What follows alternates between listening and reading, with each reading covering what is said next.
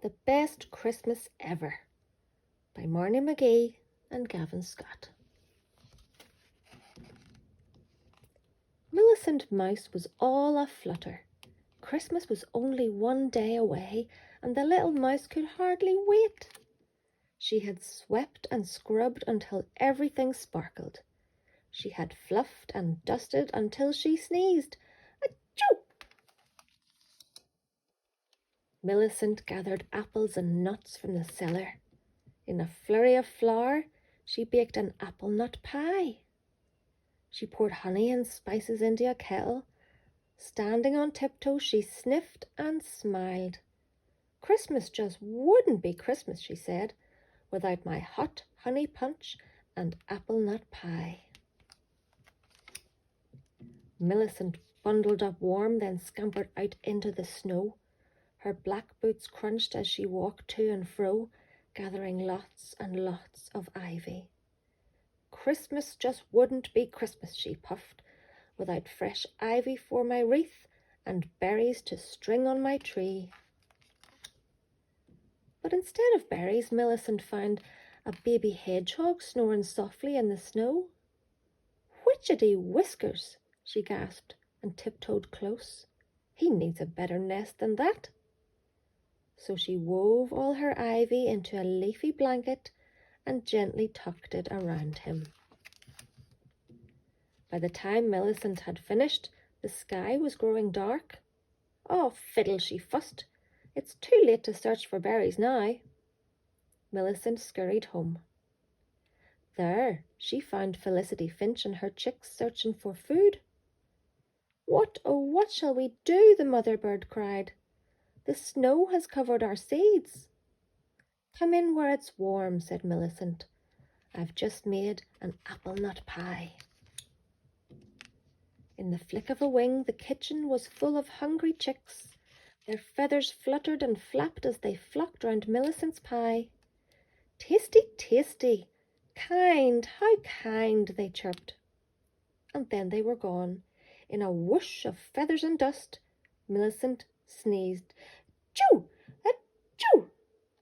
Nothing was left but scattered crumbs. Millicent heard a knock at the door. "Fiddle," she muttered. "Whatever now?" "Berry Gribbers, Millicent," called Gabriel Skunk. "I brought you a present. Perfume." "Perfume?" said Millicent, hiding a smile. "Why, thank you." Gabriel dabbed at his nose. "I have a terrible cold." "Try my honey hot punch," she said. "It's very good for a terrible cold." Gabriel lifted the kettle and drank every drop. "Thanks," he said, and ambled off home. Millicent looked all around. "It looks as if a storm has hit. Every dish is dirty, my pie and my punch are gobbled and gone. I have no ivy for my wreath, no berries for my tree.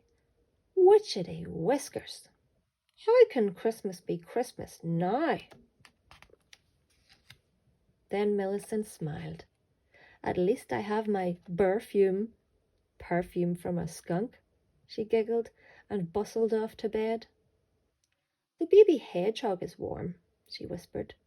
"The chicks are full of pie, and the punch will help dear Gabriel's cold." And with a yawn, she fell asleep. The next morning, Millicent woke to a chorus of cheeps and chirps. Outside were robins, sparrows, and finches, and they were all singing for her. Behind the birds came a family of hedgehogs. Grandfather Hedgehog carried a sack, and the babies had flowers stuck in their prickly spines. Last came Gabriel Skunk with a lopsided grin and a great big cake. "Gracious goodness!" exclaimed Millicent. She invited them in. They trimmed the tree together with treasures from Grandfather Hedgehog's sack, buttons and ribbons, sparkling foil and scraps of cloth. Millicent's black eyes sparkled. This is the very best Christmas ever, and I am surely the happiest mouse in the forest. Christmas just couldn't be Christmas without my wonderful friends.